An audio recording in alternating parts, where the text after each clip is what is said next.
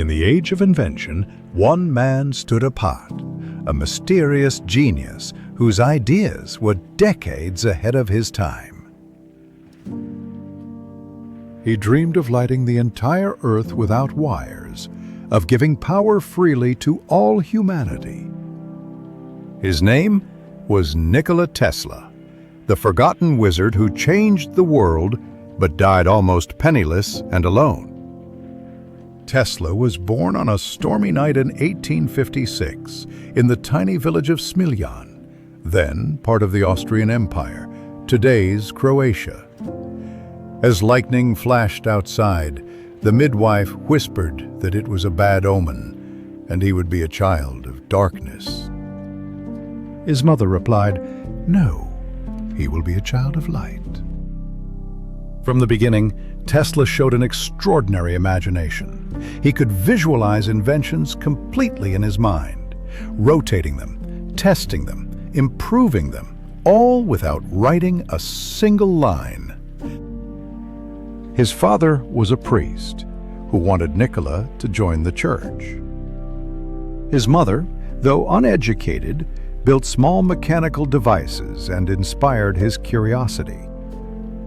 As a young man, Tesla studied engineering in Graz, but did not graduate. One biographer suggests Tesla was not studying and may have been expelled for gambling. In 1881, Tesla moved to Budapest, Hungary, to work under Tivadar Puskás at a telegraph company, the Budapest Telephone Exchange. Upon arrival, Tesla realized that the company, then under construction, was not functional. So he worked as a draftsman in the Central Telegraph Office instead. Within a few months, the Budapest Telephone Exchange became functional, and Tesla was allocated the chief electrician position. In 1882, Tivadar Puskás got Tesla another job in Paris with the Continental Edison Company. Tesla began working in what was then a brand new industry, installing indoor incandescent lighting citywide in large-scale electric power utilities. The company had several subdivisions, and Tesla worked at the Société Électrique Edison in Ivry-sur-Seine, Paris, the division responsible for installing the lighting system. There he gained a great deal of practical experience in electrical engineering. Management took notice of his advanced knowledge in engineering and physics, and soon had him designing and building improved versions of generating dynamos and motors. In 1884, Edison manager Charles Batchelor, who had been overseeing the Paris installation, was brought back to the United States to manage the Edison Machine Works in New York City, and asked that Tesla be brought to the United States as well. In 1884, Tesla arrived in New York City with just 4 cents in his pocket and a head full of ideas. Edison hired him to improve his direct current motors and generators. But the two men could not have been more different. Edison, the practical businessman who experimented endlessly, and Tesla, the visionary who solved problems entirely in his mind. Nikola Tesla made a famous remark about Thomas Edison in 1890 during a conversation with a journalist. Tesla, known for his quick wit, said, "If Edison had a needle to find in a haystack, he would proceed at once with the diligence of the bee to examine straw after straw until he found the object of his search. I was a sorry witness of such doings, knowing that a little theory and calculation would have saved him 90% of his labor." Tesla criticized Edison's trial-and-error approach, arguing that it lacked scientific insight and efficiency. He saw Edison's methods as laborious and unsystematic. Eventually, when Edison refused to pay Tesla a promised bonus, the young inventor quit. In his autobiography, Tesla stated that the manager of the Edison Machine Works had offered a $50,000 bonus to design 24 different types of standard machines, but it turned out to be a practical joke. Later versions of this story have Thomas Edison himself offering and then reneging on the deal, quipping, "Tesla, you don't understand our American humor." In the late 1880s, the world was split between two visions of electricity.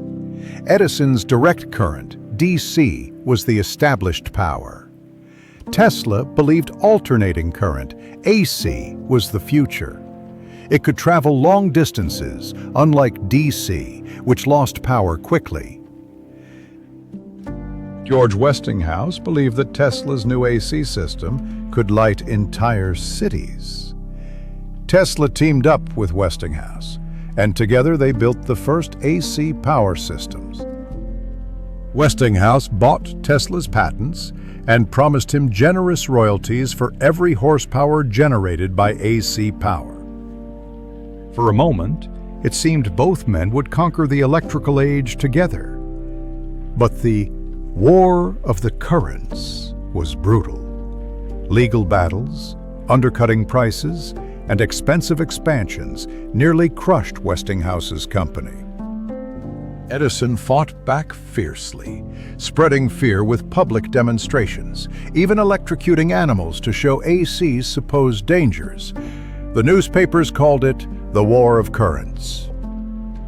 But in the end, Tesla's AC triumphed. One evening, Westinghouse met Tesla and confessed the truth. The company could not survive unless Tesla released him from their contract. Without hesitation, Tesla took the contract, the paper that could have made him one of the richest men alive, and tore it in two. "I am not interested in money," he said. "I am interested in the success of my ideas." That single act saved Westinghouse Electric and ensured that alternating current became the heartbeat of the modern world. Tesla never regained the fortune he gave up, but his sacrifice helped light it. At the 1893 World's Fair in Chicago, Tesla's alternating current lights dazzled millions. Soon his system carried electricity from Niagara Falls, lighting up New York City, a dream come true. Tesla didn't stop there. He invented the induction motor, the Tesla coil, and pioneered radio waves years before Marconi. He demonstrated wireless energy transmission, lit lamps through the air, and even predicted the smartphones and internet of today. "When wireless is perfectly applied," he said, "the whole Earth will be converted into a huge brain." In his New York lab, blue sparks danced across the room as Tesla experimented late into the night, his long figure illuminated by arcs of electricity. People called him a wizard. In truth, he was a scientist seeing into the future. Tesla's boldest vision came at Wardenclyffe Tower, built on Long Island in 1901. He believed he could transmit both messages and power through the Earth itself. No wires, no limits. Backed by financier J.P. Morgan, he began constructing a 187-foot tower topped with a gleaming copper dome. But when Morgan realized Tesla wanted to give free energy to the world, he withdrew support. Funding collapsed. The tower was abandoned, a monument to humanity's short-sightedness. Tesla's dream of a world powered by free wireless energy faded, buried under the rise of capitalism and control. In the spring of 1895, Nikola Tesla stood at the height of his fame. His laboratory on South Fifth Avenue in New York City was a wonder of the age, packed with humming coils, high-voltage transformers, wireless transmitters, and strange blue sparks that danced like ghosts in the dark.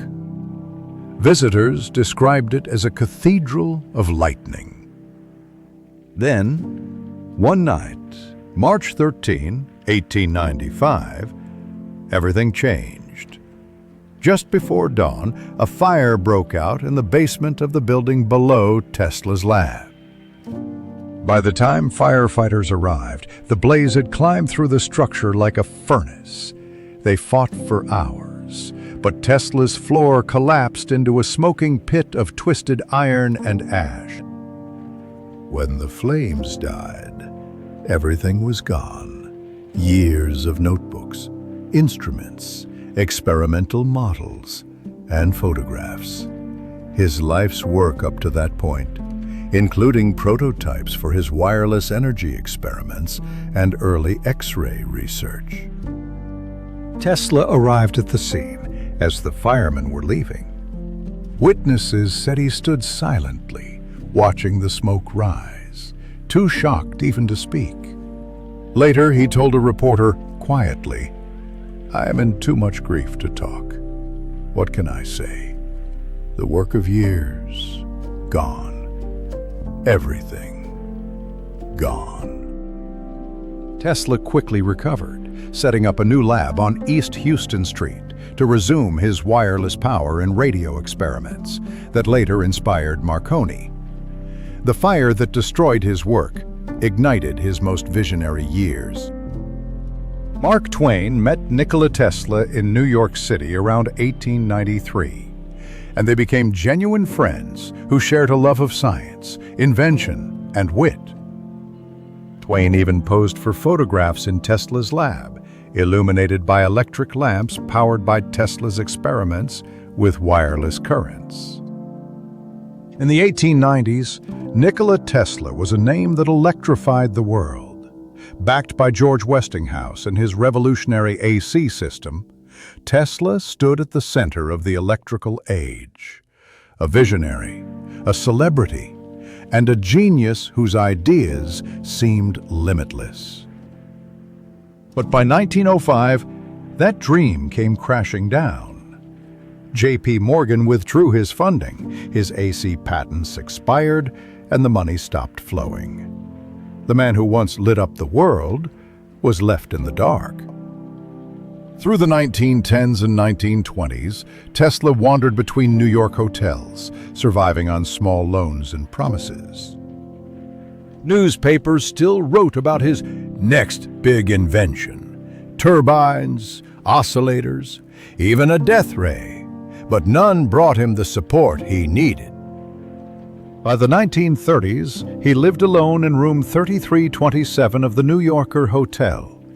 He fed pigeons, lived on milk and crackers, and survived on a small pension from Westinghouse, the company he once helped save. His body grew frail, but his mind never stopped dreaming. He spoke of tapping the Earth's energy, of communicating with other planets, of machines that could end all wars. And on January 7th, 1943, Nikola Tesla died, alone, 85 years old, with nothing left but his notes and his vision of a better world. Few noticed his passing, but time would not forget. Today his name powers cars, defines magnetic fields, and hums in every alternating current on Earth. Nikola Tesla gave humanity the gift of power. He sought not wealth but progress, and though he walked alone, his light never died.